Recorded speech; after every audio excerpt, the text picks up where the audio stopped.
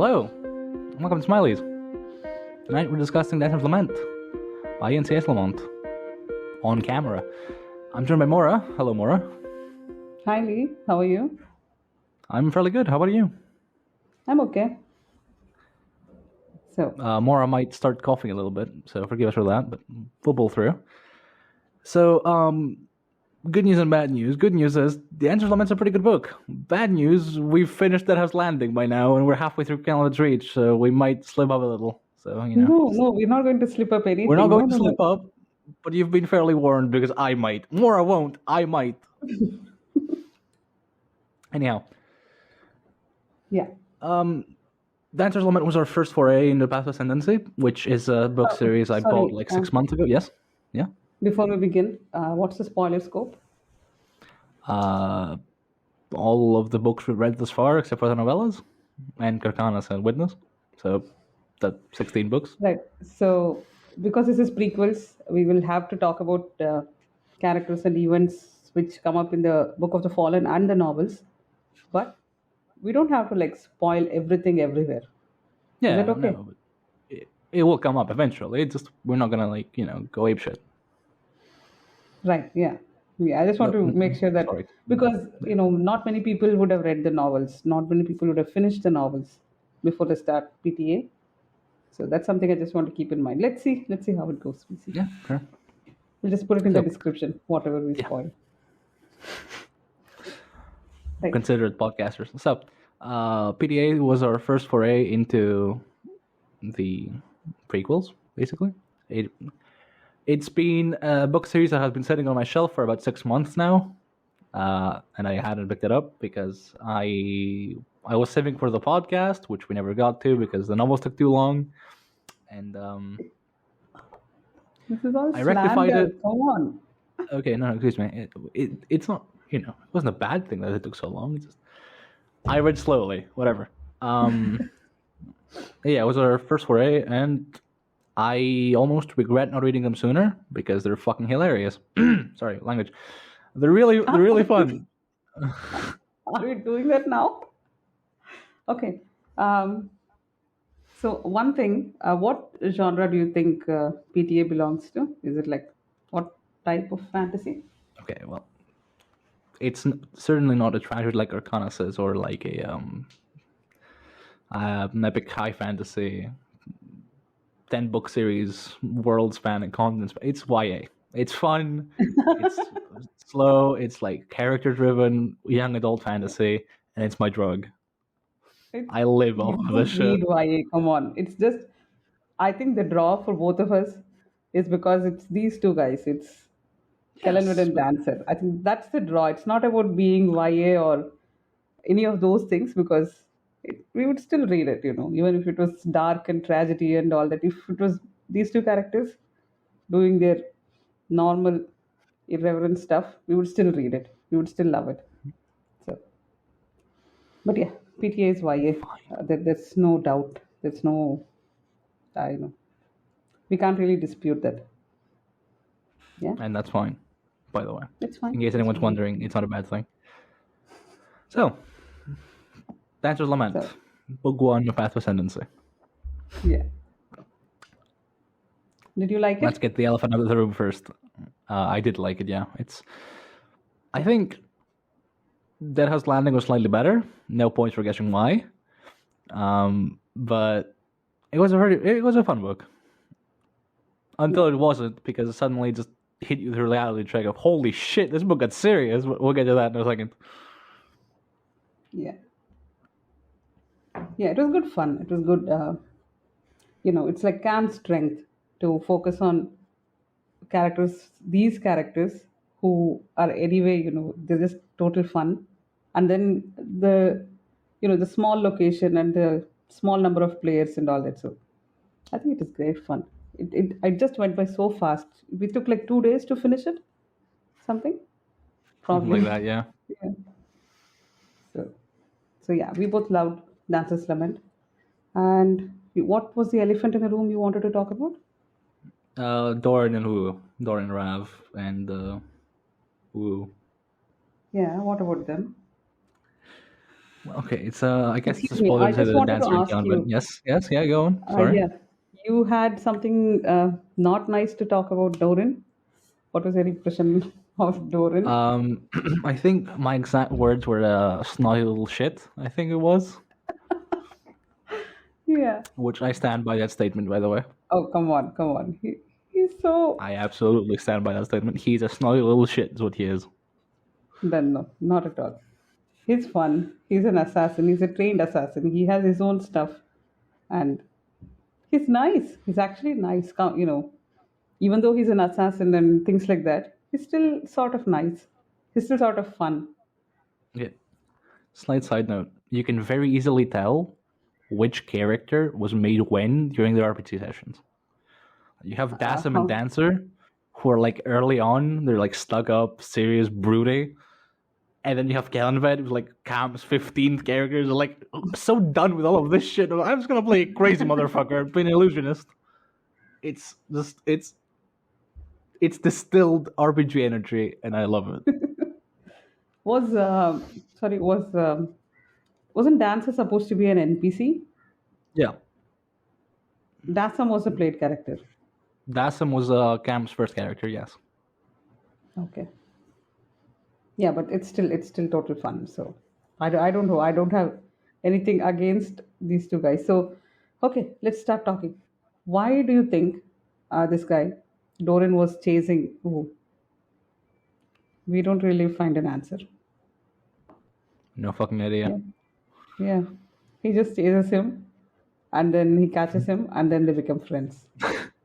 I think he tried to like kill him once, and then who escaped because that's what who does, and then just like spited Doran so much, like, it's like I'm gonna kill this motherfucker, or I'm gonna die Yeah, trying. And but then it's, that's Doran Rav basically. see, he has his skills. He has a specific set of skills, and he's just trying to That's how he use it. describes it. Yeah, that's how he describes it. He's an artist. He's a craftsman, an No, no, I'm artisan. just saying that from Taken, you know, the movie Taken. I have a very specific set Oh, of yeah, yeah, skills. yeah, Yeah, yeah, yeah. so that's what Dorin has, and he needs to use it, right? Like he can't go and start a small tavern or something. He needs to go tell people that, yeah, I'm an assassin for hire. Use me, and just give me the best assassins possible. I don't do it just for money. Excuse me, that's his thing.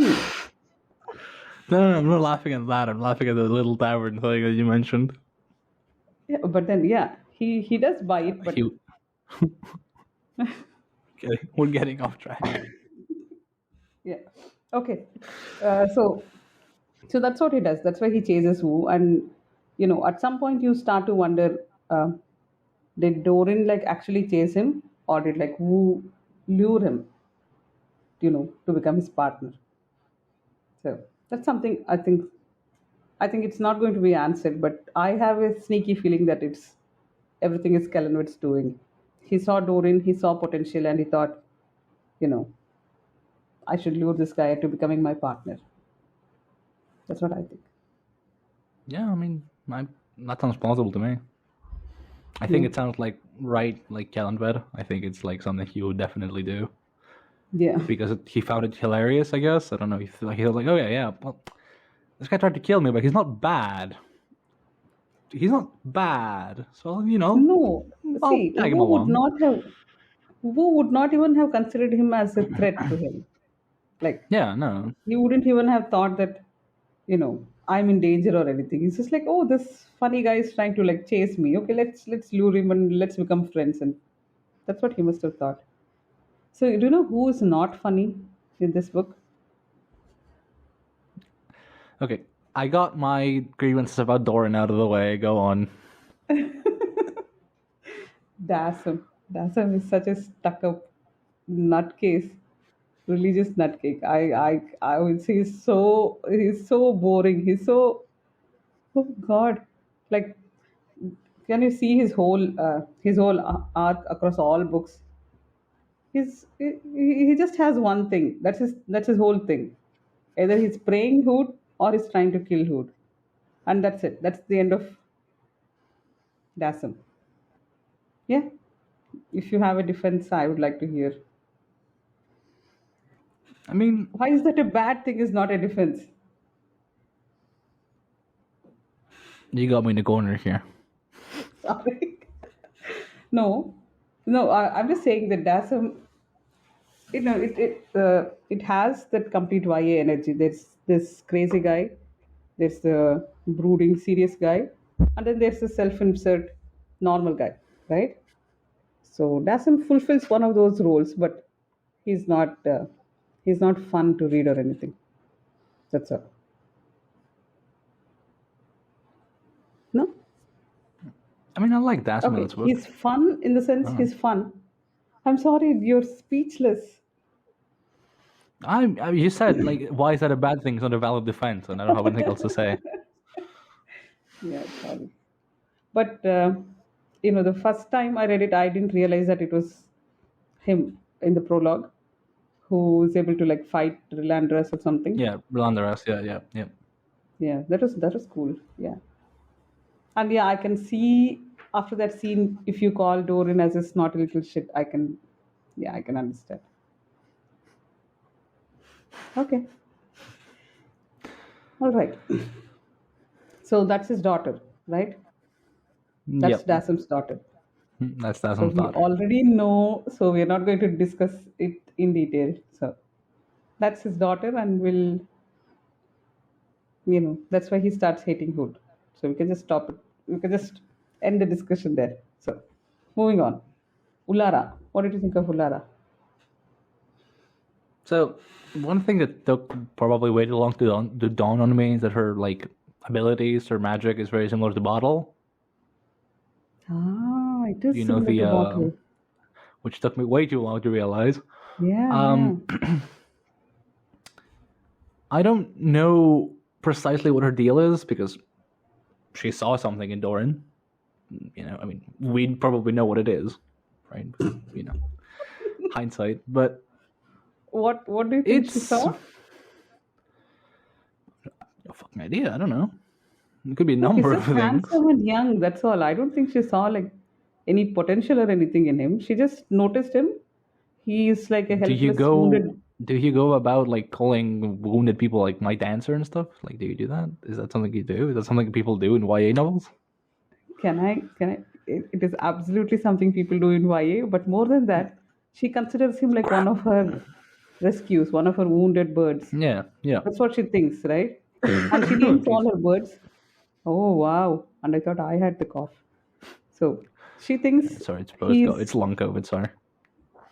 long COVID. Have you started diagnosing yourself with long COVID now? Yeah, no, it's not. It's not that bad. It's just like it's Anyways, It's just a random cough because you got very offended that Ulara named him dancer. So I can understand.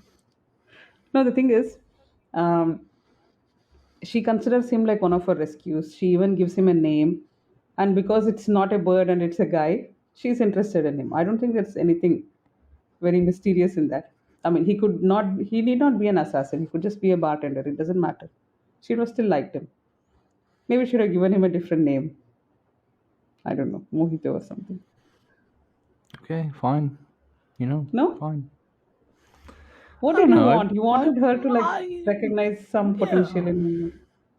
I mean, there's even like a joke about like Doran, his mother getting him a reading, and then like the guy with the reading like stormed out of the room screaming, and then there were no more readings for Doran Rav.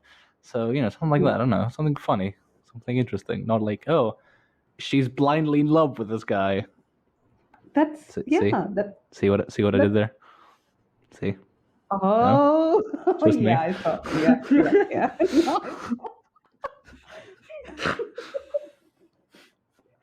You're so proud of it. It was a bit of like, it wasn't entirely intended. It just came out. I'm like, oh, hang on, I could turn this.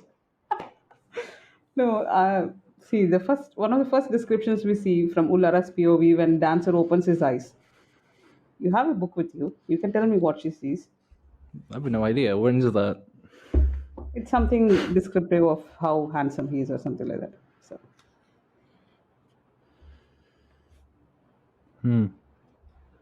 Yeah, found it. I don't believe so. No.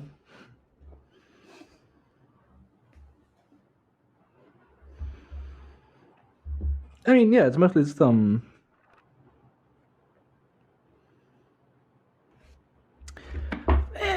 you can definitely view it as just like YA love. Fine. You're not Just, even going to give us the quote. You just read it and closed it. There isn't really a quote. I don't. It's mostly from Dorian's POV, who just like woke up and like, I'm not a thief. He's like groggy because he got the shit beat out of him. Good. Oh no, And there is then a it's like, POV of Ulara. well, I don't know when that is, so I can't tell you. I'm sorry. Okay. But yeah, Dorian I just have. sees her and is like, oh yeah, well, she's blushing. She's like tearing up. She's like, whatever. Okay, fine. Yeah. See, She's into him. Fine. Okay, yeah, cool. and she's into him for no reason, for really no reason. That's the important Okay. point here. Right. Yeah. See how Young much love. I can. Yeah. YA. The vices of love. Anyways, yeah, fine. Right. Okay. So that's Ulara. And what do you think? The differences between Bottle and Ulara is that she somehow has affinity only to birds, all species of birds, but only birds. She doesn't Yes. really handle animals. Yeah, Yeah. because she has a stable full of horses on the ground floor, but she doesn't care about them. She only takes birds. So, Yeah. and I was reading Bottle doing all his magic, and you know what stood out to me when he takes a owl. You remember that scene where he possesses an owl and then Oh, thinks to how himself, stupid "Oh, birds they are, and like he thinks such, about like, oh, how yeah, delicious that rat looks. Like, wait, that's not me. That's the owl. Yeah, I remember that. Yeah. yeah. So owls, I don't know. It's really funny when owls keep coming back. Right, that's a different book. Let's stick to Dances Lemon. And yeah, I think I told you this before, but I really thought one of those birds is like her soul taken form. Mm. Yeah, I initially thought that there was this huge bird which protects him at some point. Yeah, her king of the mountains or something. Yeah, that one. It's almost like human sized or something. I thought that was her. It was just her veering into soul taken bird and keeping an eye on him. That's a good theory. Yeah, I could see it happening. But no, honestly. it's not. It's not. It's Right? not, Because but I she's could see it happening. okay. Yeah, maybe it was just a misdirection by Mr. Esslemont. Yeah, cheeky bastard. Yeah, Okay. So he's on going to the come on the topic of show cheeky sometime. bastards, Don't call him now. Yeah, I think you know where I'm tell going me. with this. Silk. Is it silk? So I think yeah, it is Silk. Yes. So Okay. if anyone likes Silk here, it's probably you. It's you. It's you. I mean, I don't hate him. I know nobody can hate Silk. Who can hate Silk? Come on. He's written like so adorable. It's like nobody can hate him. So, tell me, what do you want to talk about Silk? Because I don't have much to tell about this guy. Really? I mean, I don't okay. want to. So okay, I think you mentioned once that you quite appreciated the fact that he's being, he's like a campy guy. He's like a fop. He's described as, and he gets objectified a lot for his looks. And he's hot and he knows it, but he doesn't really care at this point. It's like, okay, whatever. People gush about me whenever I walk the streets. Cool. Shrug. Yeah. And you quite like that because it's a guide to having it happen, which I will admit is nice. But Yeah. the first thing you take notice about Self, which is pretty much the first thing that gets brought up when he's on page, is that he is not very, he's a city mage first and foremost, and he's like, that's it. He's a city mage, and he gets laid often. Anything that concerns the city itself beyond the protectress, or official silk business, he doesn't really care. Yeah, and the silk shirts. Okay, fine. The first thing you notice is the silk shirts and the fact that his clothing is trashed a lot by a lot of different things. It becomes a motif in the book where he just like every time Silk wears something, it's gonna get ruined. Yeah. The second thing is he's a city mage because of his power and because he lost Tower Salmonat, which we'll get to later. And also, he doesn't really care about the citizens in like a detached manner. Yeah. Like, okay, well, they're there, they exist, and he doesn't like soldiers. You know what he is? He's like fantasy mean girls, because he just wants to do his own stuff. He doesn't care. Like if anything, like anything that doesn't affect him directly, it's beneath his notice. He's not going to bother. As you mentioned, I think sometime back, that the only reason he thinks the siege is a big deal is because they run out of Darujastani Yeah, black yeah, silk. yeah. Yeah, Do you that's what it remember that is. scene? Oh, Do you want to describe that scene a little bit? that particular scene, I think there are two Yeah, scenes, right? One with the white and blue shirts and one with the black silk. No, he's like wasn't at the it two different tailor, scenes? and he asked about the tailor about why they don't have silk and stuff. That part. Yeah, and then he says, And then he gets "No, summoned, and then starts running away. And then you remember? yeah, I remember." And the tailor shouts from the window, like, "Oh, is it the white shirts? Is it what you want?" And then he says, he almost runs away and then stops. Okay, no, it's the blue one. I want the blue shirts. He's Which are good going fun. to get invaluably ruined in like the sewers 50 pages from now when he goes to visit Liz. But it's the thought that counts, really. But this is his arc, right? This is where we see him like develop into a proper person from this airhead, uh, this man about town, to someone a mage who actually cares. Because when we see him again in return, he's a normal nice guy, right? Like Hmm. he protects the team so much, and then all those things happen, and he's like fully fleshed out. And here he's just this young starting out guy who doesn't care about anything. Okay, He gets cock blocked by Shalman at some point, and I was like, poor guy. poor guy. Yeah. Uh, you had a theory about Shalmanath, which was Yeah, I wrong, so did. that's why I'm asking Which you. was okay. As long as we get that out of the way. Yeah, I thought Shaman was a dragon.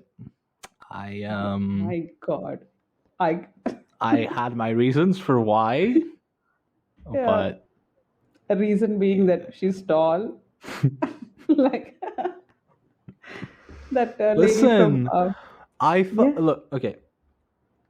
Yes. Yes. So, so she's tall, described with a foreign accent. She wears a lot of like silk stuff. She supposedly gets killed by this Lanimas / dancer, according to the Book of the Fallen, and I'm guessing none of these happen actually in the book. It's gonna be something Yeah. way different, but whatever. And there's also like the Malorison from Asael, which is a dragon. So I thought, maybe, who knows? Maybe the dragon take like pride in city states. I don't know. I didn't know. Turns out she's Leosa and look like an idiot. And Mora gets feel very happy about me being an idiot. No, I think I just texted you back that let me quietly laugh to myself because I know you're going to find out sooner or later. What is was supposed to do? So this is why you should talk to people like Niflrog, right? He had read like half of Dancer's Lament when we were talking to him, and he told us that this was before you finished the book, and he told us something like Silk is able to channel Shalmanath's magic. This is what he was saying, that he's one of the few mortals we see who are able to access elder warrants, like Yeah. Thrillan. I don't know how do you say that. The Coral the Leosin. Leosin It's one. easier. Yeah, that one. So he's able to channel that, and he mentioned very casually that it's Shalmanath. So, and it made total sense. Like she has white hair, and she has unhuman or alien or a different type of looks, and she is very tall. There's one more race which is very tall, which is the Teist. And then you called that one correctly, right? She's had a crush on some Andy leader, which I didn't really think about it. And you knew it. Yeah. Who was it? It's the the main of chaos. It's Ray. Yeah. Yeah, Reiki gets all the ladies. So yeah, no, I'm not Oh really my surprised. God. Your chat words and the words you use here are so different. Ray gets all the ladies. My God. Are we keeping this family friendly for the sake of I sponsors? think we've tried for that. and already failed. So yeah, but I'm not gonna use the other word because I quite respect Salman. Actually, I think she's a nice character. She is very nice. She's fun. Yeah. She tries, at least. I mean, she's like she's one of the exceptions which prove the rule that all Leosan are assholes. She's like the one exception we see. I mean, I would put Lorik in the same category, but for some reason, you people don't like Lorik, so let's leave him out of this. Yeah, for some But I reason. think Anyway, he doesn't do calling it the anything bad. okay, but we don't know her reasoning for being protectors of Li Hang. She also She says lies something to like Landaras. she just got tired of being rejected by Rake or something, and so she just decides to take care of this city. That's all she does. Oh. It's just pure motivation. Fascinating. She just decided one day, I'll just rule the city with my name because, yeah, sure. That's not Whatever. what she does. She just came to see. You know what? We can just ask for an origin story for Shalmanath, and it will go something like, she just ended up in the city. There were some threats from outside. She protected them. Then Rilandras came and fell in love with her. So again, she protected them. People started calling her the protectress. And then because she didn't want any gods interfering, she put a ban on praying to some gods like Hood. And she just becomes the protectress of Heng. And that's it. How benevolent of her. She is a benevolent lady. I don't know why are you so suspicious about her? You're being a door in Rao right now.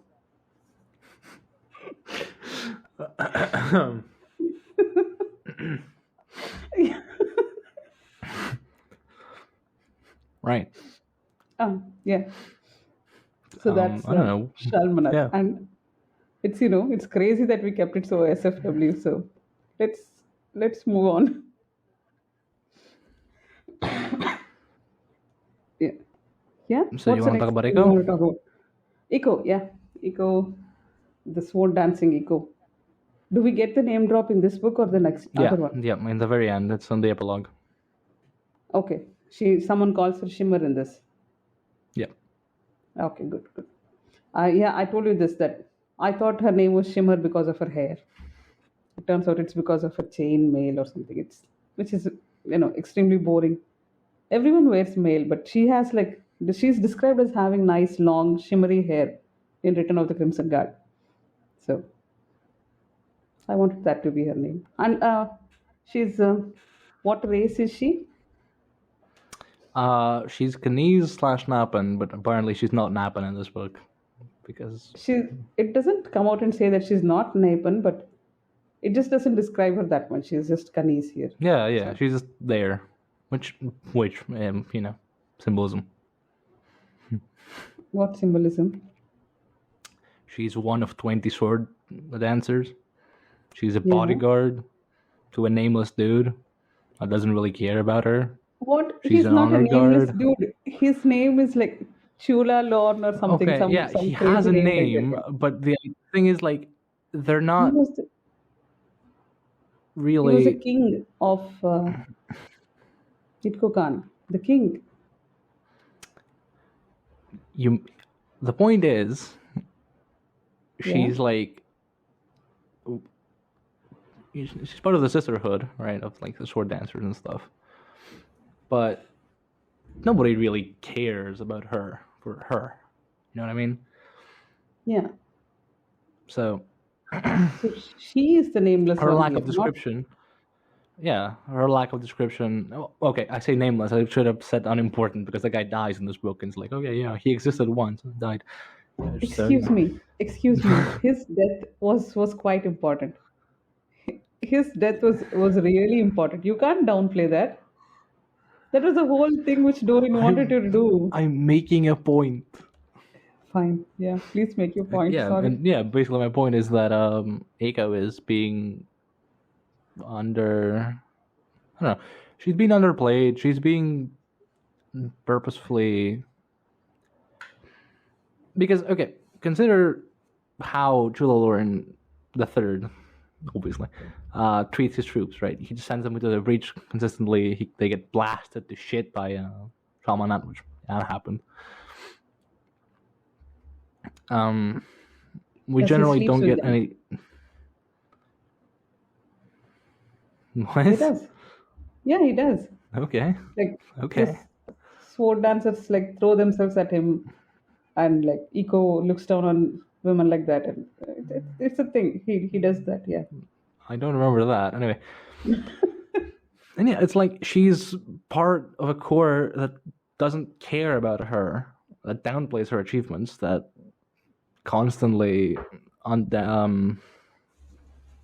you know, and at the end of the day, she doesn't get anything out of it. She's just okay. She's just a sword dancer, one of 20, and now most of them are dead. So she's important because everyone else is dead, but not quite. Contrast this to her time in the Crimson Guard, where she is, for lack of a better word, part of a family, part of the tribe, right? She is important. She is appreciated. All I'm saying is there is some symbolism about how Khan works and how these empires treat their people, or I guess kingdoms that were never quite yet. Yeah. So Yeah, that's fair. Yeah, it makes sense that she's not described, but we already know she's. I mean, we in your know words. because we've read the books. You call it half Upsalar and Yeah. half Surly. Did I say that? Did I say that? I think I said that. Yeah. You said something like that, yeah. She's half blue and half surly or something like that. Mm-hmm. So that was Eco. Eco was fun. Eco is sassy. You had something about, she has some rumors around about her, isn't it? Oh Like yeah. there are some rumors going on. Yeah, And about her lover among the Hengis guard, and it's like, is he hung? Like what? Is he hung like a horse? I need to know. Like, is it worth it? And then yeah, you wanted to say something about that. Go on. I'm sure you did. No, I just wanted to say that after million books, we see her get together with iron bars, and it was worth it. So that's all. She got what the rumors started. She got what she wanted. So it's a happy ending for the I guess Crimson you Guard. did. Yeah, no doubt. Yeah. So, I mentioned earlier that like shit just got real, and yeah, at some point while Doran and Who are doing their own thing, they're the forefront of the book, right? Because that's the guys you care most about, like Doran, Who, Dancer, Dassam. My bad. In the background, for one, there's a siege going on. Yeah. Yeah, which you don't really mention because our protagonists or POV characters don't really notice, except for Eiko, I guess, who's literally besieged in the palace. But Shilk doesn't care because Silk is only really concerned in getting laid and getting like expensive cloths. Dorian doesn't care because it just makes his job easier. But there's like a few little notes, the aforementioned bit about cloth not being present. Like what I didn't know the siege was getting that important. And meanwhile, like people are starving on the streets. Yeah. At some point, Who makes an illusion of him falling off like a 2-story building after being thrown by like what was it? What was his name? The big Telemann dude. Hang on, I'll find it. One sec. Yeah, I'm waiting. Coral was the guy. And like a dog approaches him and like starts sniffing him and leaves. And then like Doran's like, oh, I know, this guy's dead. How do you know? Well, there are no dogs in Hang. Yeah. And the implication is there are no dogs in Hang because the populace ate them all. Because they're starving to death. And then there's that scene in which, they're waiting for dawn for a parlay. And then, yikes. What happens? I mean, Shalmana literally blasts the Darkani's army to shit, right? Oh, the whole, when she unveils her warden, that one. And by the way, bleeds herself dry. Which she does, Side note. No, so the fun part is that we know Night Chill is there in the city, and then the whole city starts turning cold, and it's winter, but it's still much colder than a normal Hengis winter and all that. And I was so sure it's night she's doing. She's doing some rituals and making it colder. And then we find out that there's a funny No, jacket actually. with with the Khan king. He has Uh, a it's like enslaved jacket with his him. grandfather rescued me, and I promised I'd serve his family. I didn't fucking know I had such a large family. So it's this jagged guy who is going around cooling everything, and he basically freezes the river, right? So that Yeah, yeah. soldiers can march across it. And then, Which, by the way, is because actually it's fairly ice, ingenious as a tactic. it was a very nice this It thing, yeah. was pretty smart, yeah. No, battles are always fun with Cam. You know, Yeah. we hardly even notice it because it's part of the thing, right? Hmm. There is a siege. There's going to be some innovative way that siege is going to break. So I don't think we are surprised, but because it is ice, so we need to bring in fire, and that's what Shalmanat does, and unveils the whole thing and saves the city because she protects it because she is a benevolent ruler. Yeah. Right. And what is the lore we heard from Return of the Crimson Guard or somewhere? How did she supposedly die? How Shalmanan? Shalmanat died? The protectress of Li Heng. How did she die? No, supposedly like the Tlan Mas threw her off the palace or something. There is that story, and there's also another story where A dancer killed her? I don't know. Maybe. a dancer entered her throne room and like killed her or throttled her or something like And that. There was something like yeah. Yeah. Do you remember what happened in this book about that bit? Like, before we get into the more like depressing bits, they tried that. they do. They try to go to the throne room. Yes.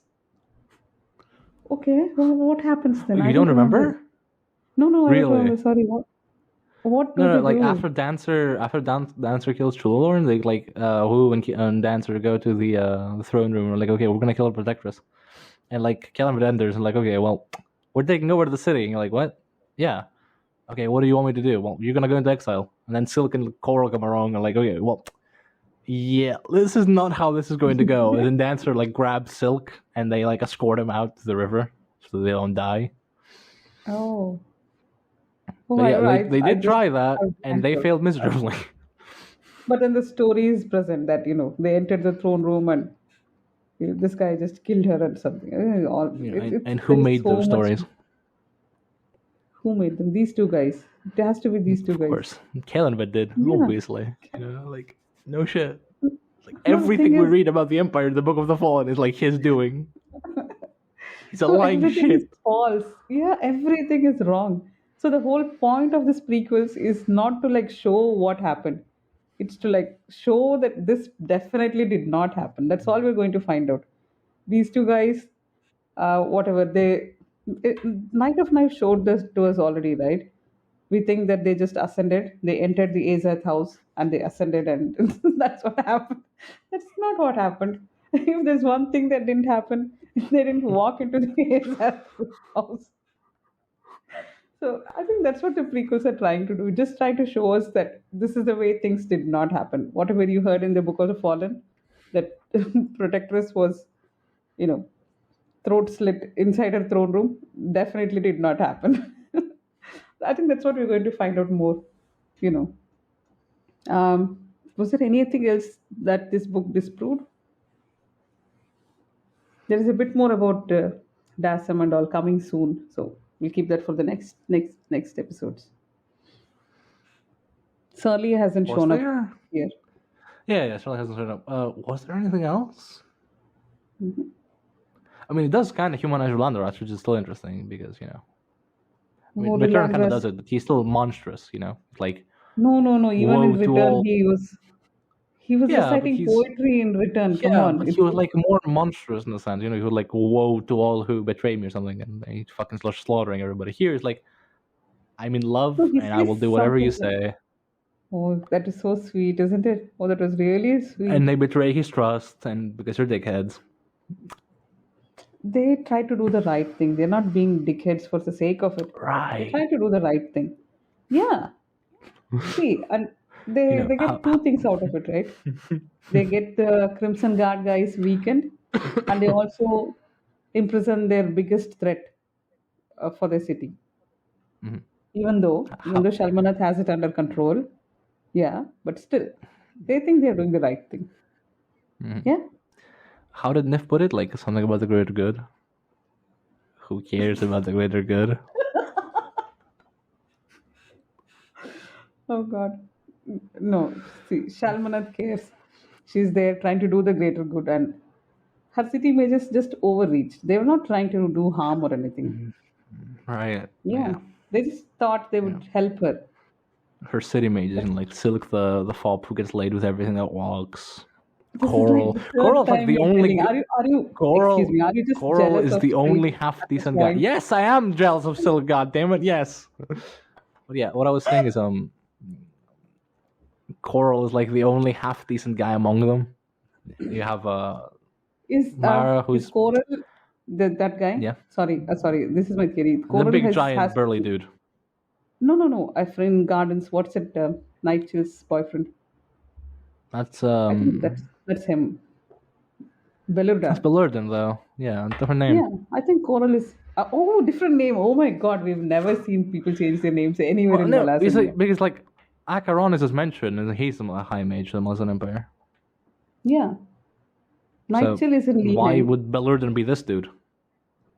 Because they're both half Telemann and they're both mages, and Nightchill is around. So, not a stretch. It's not a stretch. It's possible that it's him. Okay, fine, yeah, maybe, but I don't see it. I'm convinced in my head that it is him, but I hope we find out. But yeah, still, he's like the only decent guy among them. You have Mara, who's like just I don't want to say horny for power, but she kind of is. And Mara is fun, and but then she's fun, yeah, for sure. Like she's very sassy. She's very Mara. She's the Mara we know from the novels. Skinner's gang. Yeah. And then you have Ho, who is like seems decent until you realize how his diverse forms were made. Yeah, he's already started doing those things even here. So Ho is an unhinged fellow. But he's so mild in when we first meet him in that Ototaral Island or somewhere. With Grief and Treat and all those guys. Which, by the way, explains why he's there in the first place. He's like, he's pretty mild mannered and all, but turns out he like dabbles with forbidden magic and shit. So yeah, he was magic. Yeah. So, but then this is, I didn't expect that he would have started this early in his story that he has created his 3 brothers. Who else is a city mage? That's all of them, right? Mara, Silk, Ho. Are there 5? No. Mara, Silk, Ho, Coral, and I think that's all of them. Okay. Hang on. Yeah. Oh, there's still the Smoky, right? Yeah, we forgot. Smoky. Oh, I feel betrayed. I feel so bad. Okay, never mind. Smokey's the only good guy among them. Smokey's great. I love Smokey. Smokey's amazing. I thought Smokey and Mara would like walk away at the end. They would try to go and join the Crimson Guard, even in this book. Yeah, and they didn't because because Cam was like gonna fuck with your expectations at every point. So I know. It's going to turn out that they were like taken prisoners by Crimson Guard, and then people forgot or something. That's what is going to happen. It's not going to be some straightforward story of people joining the Crimson Guard and all that. Right. So Smokey, Mara, Silk. Anything else? I think we have talked enough about Silk. Anything else? Yeah, I mean, there's Liz, right? There's Liz and who else is Liz, there? yeah. I think it's just Liz. So Liz. She's there. Yeah. She's still the strange swamp-dwelling, sewage-living, crab-eating, all that. Crab-eating mage. Yeah. But I don't like. Okay, one thing Cam does very well, I think, especially in this book and the next book, is he showcases these old powers that transcend our characters by so very much. Like Shamanat, right? You have Liz, you have Rolandaras, and like these 2 little shits try to make an empire for themselves, way above their heads. Like, actually, because they succeeded, we can give them some respect here. If we did not know, like, it would have been so pathetic to see them struggling and doing all these things, and Should have been downright silly. So, do you remember the box which Gothos gives them in the prologue? It's what? I have a That valid fucking question. box. That box. Yeah. Yeah. What It's what important. what is shown? It is important in nothing happens in this book, but I'm telling you, it is important. It's there for a reason. It comes into play because I was also thinking, why is there some random box? Why does Gothos just they make it such a big deal, and then who He's is like very obsessed with Kellenberg it? is very adamant. Yeah, he's obsessed with the box. Like, we need the Yeah, but box. It doesn't matter. Nothing else no, matters. it Yeah. is important. So it comes up again, right? Good to know. So now we come to know why he's called the Talon, why he creates an establishment of talents. Yeah, it's because of Ullara. It's his girlfriend. Yeah. Hardly, hardly. No, but yeah, it was. Yeah, it was. I didn't expect that, but that was fun. Fun to see that, he decides on talents mainly because of this background. So that brings us to the most important question now. Why is this book called Dancer's Lament? You had a theory, which I don't agree with. What's the theory? Okay. My theory was that we view Dancer, right? And he only becomes Dancer at the very end. So before that's Doran. So it's technically Doran's Lament. Yeah, your theory was that Lara was gonna die because of the title, and then she didn't, and then oh well, I've been cheated. Well, I know. vanity, thy name I is read reader like expectations. no. See, I read like two chapters, and I thought, okay, Ulara and Dancer are being set up like a traditional love So story, and she's gonna die. obviously she's going to die, and Obviously, obviously she's gonna die. That's not doubt. It's so sad and disappointing that she doesn't die. All she does is lose her eyes, and that too she doesn't need her Oh eyes. my! She cheated them because she doesn't need it.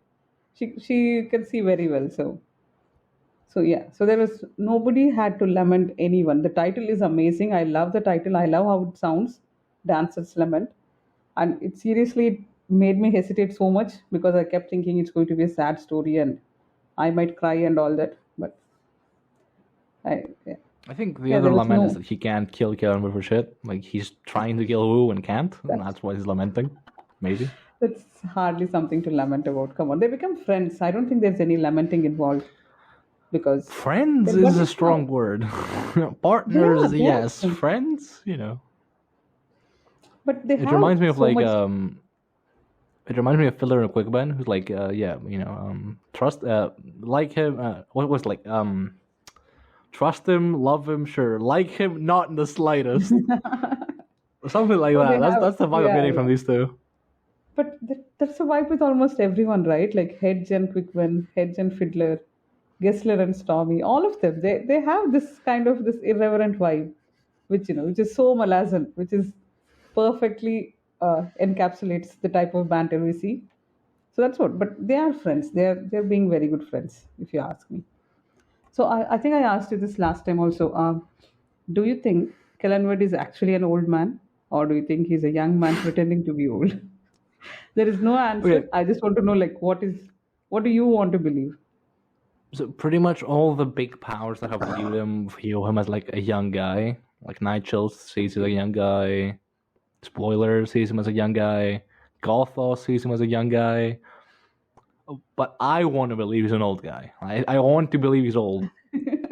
I think it makes for a far better story if he's like old, masquerading to be young, and then actually old. Like everyone thinks he's like a young lad, like trying too hard, but he's like actually really old, and it's just an extra layer to his disguise that he's acting so young. Right? Oh. hmm So the only objection I have to that is that if he was old, he would have already done half the things that he's doing now. Like he's just starting out. He's just starting out his mage shenanigans, Yeah, right? I mean, yeah, he's probably not that old, but it's funny that way. But it's funnier to imagine that. Yeah, yeah, I get that. Yeah, but and it's very rare for like young people to pretend to be old. We usually see like mages pretending to be younger than what they are, and Yeah, that's yeah. the norm. And Why does he do that? Why do you think he he tries to show himself as like an old man and all that? I mean, For so respect, to command respect. I don't know. no. Quite the contrary. I think it's precisely because he wants people to be irreverent towards him. I think he wants to be underestimated. Oh, okay. So like a useless old man. That's the vibe he wants to show people. Yeah. Okay, okay, yeah. That I makes mean, he has a cane, and that cane, like, he can barely run without like puffing up. yeah. He walks with a cane, which that fucking cane. Yeah. No, So I think it's just because yeah. he's trying. Yeah. Yeah. That's what he's trying to show, that he's very vulnerable and things like that. Yeah, I get that. Yeah. So That from makes like a meta sense. perspective, I think that's because Calvin was like paper. Like he was a wet paper towel, and if anything sneezed on him, he's dead. So Cam had to play him in a way where he wouldn't be put into danger immediately. Because as I said, like anything that touches Calvin and he's not being protected by like an illusion or something, he's gonna die.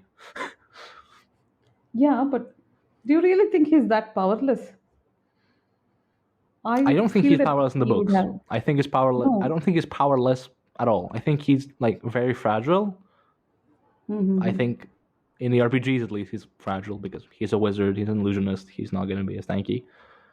And so I think it kind of forces a manner of playstyle or roleplay into the character to stay out of trouble while achieving your goals, and that's what gives us Callanbed.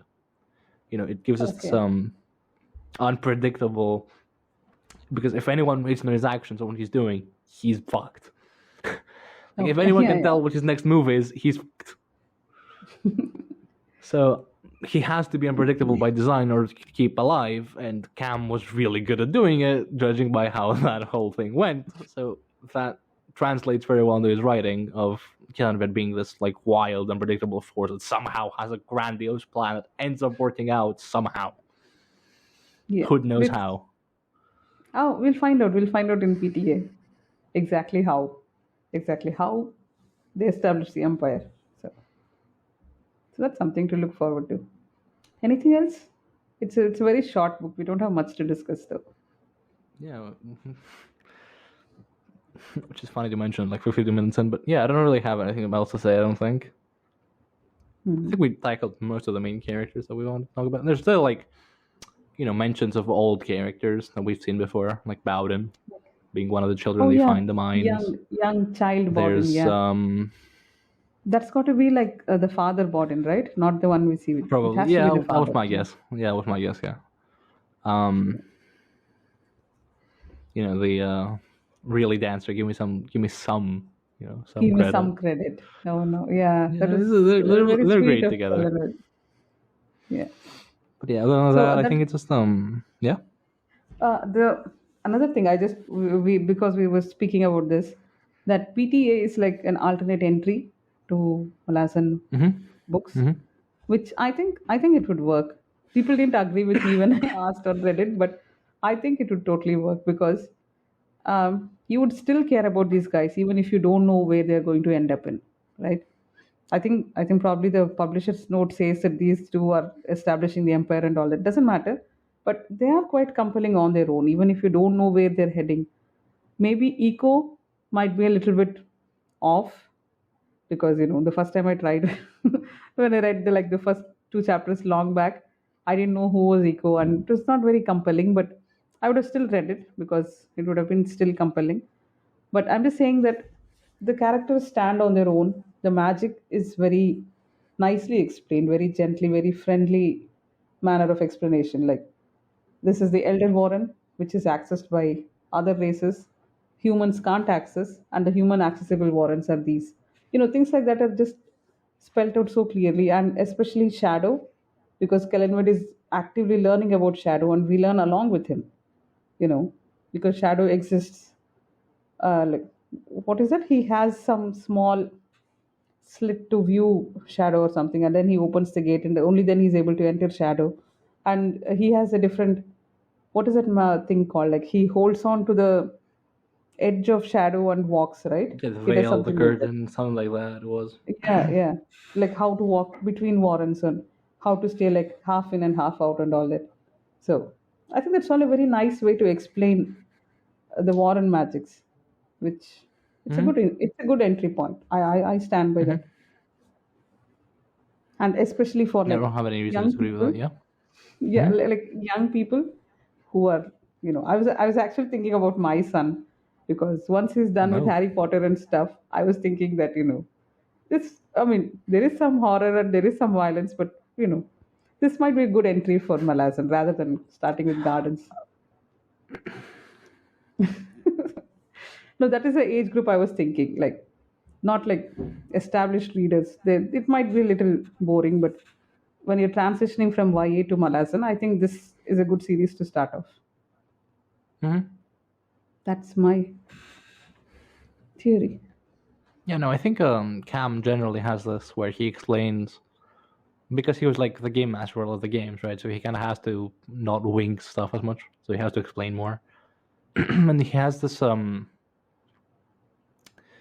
very, I don't want to say innate talent. He's just very good at explaining war and magics in a way that makes sense while maintaining the magic aspect. Like, it is still magic. You don't know exactly how the fuck this works. Like, they don't know. Like, we have characters looking into and researching things, but they don't know how everything works. But they have enough of an idea to the point where just random names like Ther or Talas or whatever, just, it's not phrased like that. It's not like, oh yeah, this guy is channeling Ther, this guy's channeling Thurlan. It's like, no. He's channeling his human Warren. He's channeling Ther, and at the very edge of his Warren, at the edge of his like awareness and stuff, when he tries to reach out, there's like glimpses of something greater, something above, which is a very interesting way to explain how the relation between Warrens and Elder Warrens, without giving away the game of like, oh yeah, this is like the the Dice Leosin, which are like children of light and yada yada. None of that. It's just, this guy's a mage of light. This chick is like a child of light, and when he really concentrates and gets into it, he can access that Warren, which is a lot more powerful and thus a lot more taxing. Which is much more interesting than just dropping names at you, like, oh yeah, Tyson's a mage of Telas, and you start blasting on a Mandra who's a mage of Corald Galley, and you're like, what the fuck does that mean? I don't know. You don't know. It doesn't matter. It's magic. It says the only things we get is like there are gold waves of sorcery from Tashan and blue waves from the other guys, and it's just that's all we get. We just get colors. It's spectacle. It's great spectacle, but it's for like the first 2 chapters of a book. It makes absolutely no fucking sense about what you're reading. And I think another thing which Cam does really well is like people's descriptions. Like we meet Rena, right, in this book. That is a very low bar to clear compared to Erickson, to be honest.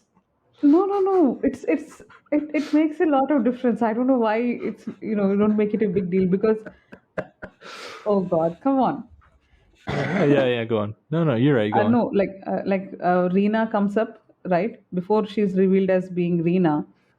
I was looking at so many things, and then she's a redhead and all that. So Cam gives us enough clues to try and figure out on our own, and then when you don't, he drops the name. So I think that's good, because he stays consistent with the descriptions. He always gives descriptions and asks you to guess people, like Ragman and all.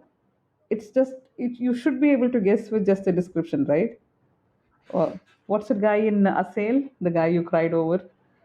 What Possum. was his other name? No, Possum is his real name. What was He his doesn't other have name? another name. He have doesn't. another Okay, name. okay. We just He's get just a cow description. leaf addict that Jew doesn't like. Yeah.